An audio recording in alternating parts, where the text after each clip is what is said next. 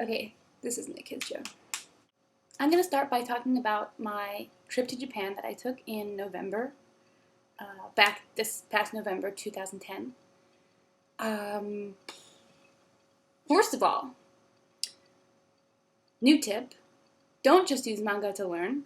One of the drawbacks, well, first of all, I spoke about how I am not that good at speaking Japanese. So when I went to Japan, that's when I was like, oh, maybe I should have practiced my speaking more. But the other thing I noticed is because I'm not watching like dramas or regular TV shows and I'm only looking at manga, I don't know like real world stuff. So when my husband and I got a cold in Japan, I didn't know how to ask for cold medicine because I had never learned that word. Here's the cold medicine we ended up taking.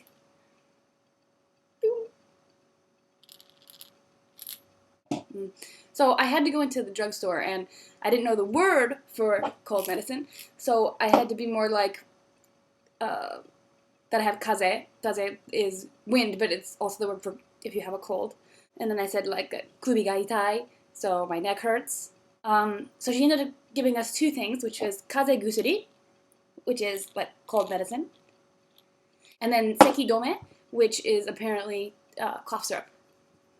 So we got both of those things, and I now know those words because I had to use them in real life. So actually, I think if you ever have the chance to study abroad in Japan, that would be really good for becoming fluent. So anyway, but a lot of you are beginners, so I suggest just stick with manga until you learn more, and then remember to move on to more real-world stuff, and maybe visit Japan and stuff. And the thing I'll be doing soon is to watch more Japanese television, because I assume that might have some more real-world vocab in it that I need to know that I don't know yet. Like, kaze gusuri. Oh, so, kusuri is medicine or drugs, but when you combine it with a word like a compound word, so kaze, so cold, kaze gusuri, you change the gu to a gu, but that's advanced, so ignore me. Here's my rail pass. This is so I could go on the Shinkansen, which is the really fast bullet train, and it's really expensive unless you get one of these. They only sell these to foreign tourists who are going to Japan. And we got to ride the Shinkansen as many times as we wanted. We rode it like 4 times because we went to Hiroshima, Osaka, and then back to Tokyo.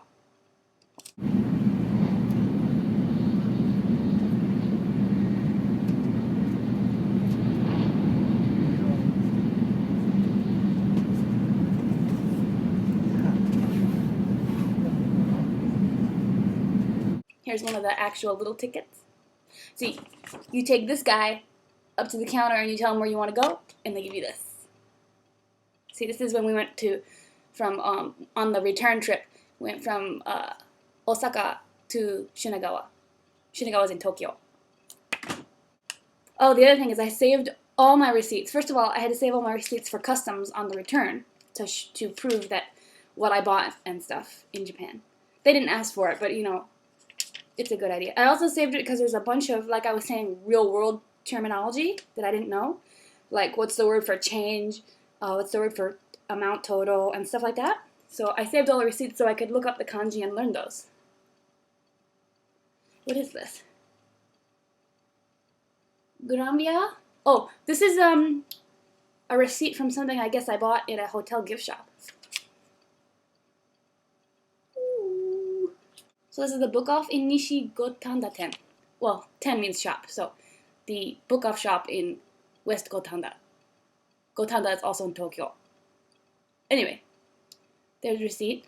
And now, here's 2 photos that I took. One in a shonen manga section, and one in a shoujo manga section.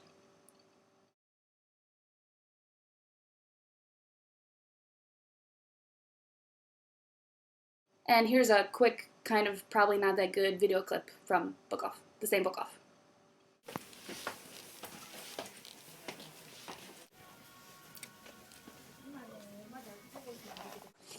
So I told you in the first video how I started to learn by memorizing all my hiragana and katakana, and then drilling by reading manga. So all I had was, this isn't the exact chart I used, but all I had was a hiragana chart. I also have a katakana chart, but I'm not going to show everything. So hiragana chart, and then I put that down in front of me, open my manga, and find, you can start at the beginning or whatever, but find, so let's say I'm looking at this word, and I don't know hiragana at all yet. I just look at the shape, and so I pick the first one. Where is it? And then I find it on my chart, and then I know it's you. And then I go to the second one, and I find it on my chart, and I know it's ru. And then the last one, find it on my chart, and I know it's sa. Yurusa. And don't worry about knowing what anything means yet. That's all you're going to do is go through manga, looking between your hiragana and katakana charts. So this is like a lot more fun than using flashcards. But flashcards are also not a bad idea, especially if you have a partner, a friend, or mom or dad or something that's going to help you. Flashcards. So obviously I don't think I need to show you how flashcards work, but... And you'd say, what is it? Sa, mo, I, so, ki, and so on. So you could do the manga and the flashcards until you're perfect. Katakana and hiragana. Don't skip one, they're both important. And then when you have those, you can move on to kanji. So when I was a beginner, all I had was this chart and some manga. Not this manga, I used Sailor Moon. But, manga and chart, that's all you need. Mine's kind of ripped, sorry. Some people want to learn less over a period of time. Some people want to do a lot at once, or they have really good memory and can do a lot at once. So if you want to study meaning of words, or like start building your vocab while you're doing hiragana, you can. But, as I said before, my suggestion is that you learn all your hiragana katakana first, so you can learn the vocab at least in hiragana, because I think learning your vocab in romaji is not beneficial. It's actually going to slow you down, in my opinion. So for meaning, you need dictionaries. You can get any variety of Japanese to English dictionary. They have one with furigana, which I explained before. Furigana is, see how there's kanji there? And there's little tiny hiragana right next to it? That's furigana. And you can get a Japanese to English dictionary and English to Japanese dictionary using furigana, so you can see the kanji, but you also can read it if all you know is hiragana.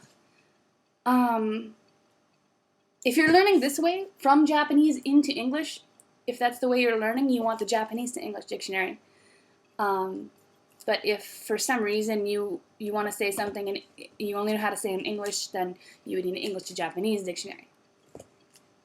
And then, of course, a Japanese to English character dictionary. What they mean by character right here, they're talking about kanji.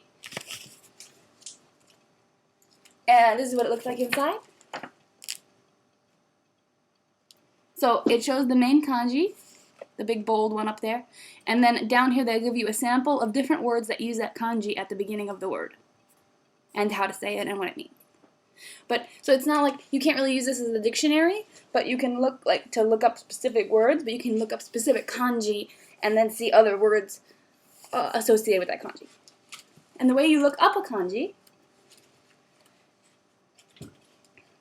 I don't know if I'll be able to explain this really well because I'm not a teacher, but there are radicals, and they're organized by stroke number.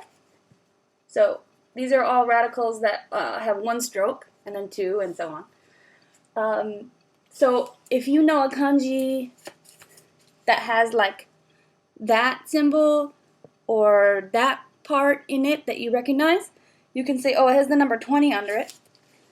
So I can look for the number 20 on the top here. And then I can look through all the kanji in section 20 until I find the one that fits mine. Sometimes you won't find it under a certain radical, So just keep trying radicals until you find the one you want. There's also a website that I like to use online where you can look up kanji by radical and stroke order. That's right there. I'll also put a link in the information. Another route you could go is to get some bilingual manga. Bilingual. Ban means, version. So, bilingual version. This is Cardcaptor Sakura. They're fine, but there are a couple problems. I'll show you one right now. So, for example, right here, this is just one example. She's saying, in English, they have her saying Toya. Toya is her brother's name, right? But off to the side, they tell you what the original Japanese said, and it says, Oni-chan, which means older brother. So she's really yelling older brother. She's not yelling his name, Toya.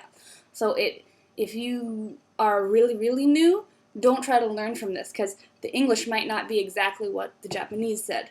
So, yeah. So, the good thing I did like about this book is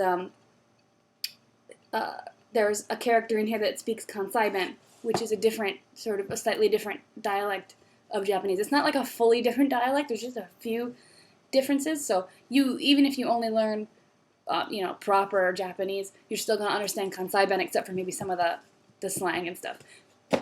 Anyway, I also had access to Japanese elementary school books.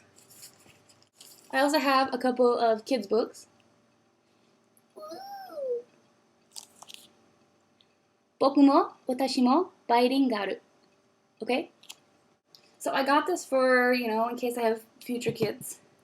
And also my husband, who's not, he's still learning hiragana. Here's what it looks like inside. Ooh. Usagi-chan.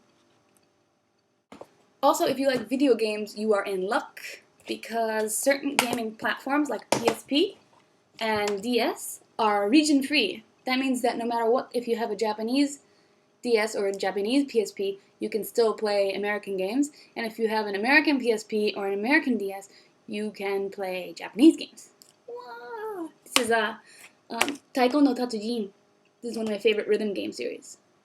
So what I'm going to say is, if you're new and you want to pick up some Japanese games to kind of study your hiragana and early vocab, pick something easy and pick something that's not going to have like a huge storyline, like an RPG, like here. Like these three games, Pokemon included is an RPG. This is an RPG kind of game, and this game is it has a lot of text in it. So you don't want to pick a game like these. I know Pokemon seems really simple, but it has a lot of text you have to read. So anyway, if you're just beginning, stay away from the RPG games that require a lot of reading to get past the game. These games, only the menu options and stuff are in Japanese, so once you look them up, you can go ahead and play the game, and you don't get stuck because you don't speak Japanese. And it's really important because these games are pretty expensive. Also, my Melody kids game, really, really simple. You don't need to read a lot to know what's going on. Okay, so let's say you learned all your hiragana, katakana. You have a pretty good base of vocab. And you want to venture out into more advanced manga that maybe has less furigana or no furigana. And more advanced topics. You can move on to more advanced manga. For example, Sazan Ice. Okay, so here, let me find an example. See, there's a little bit of, every once in a while there might be some furigana, but for the most part, the kanji do not have furigana next to them.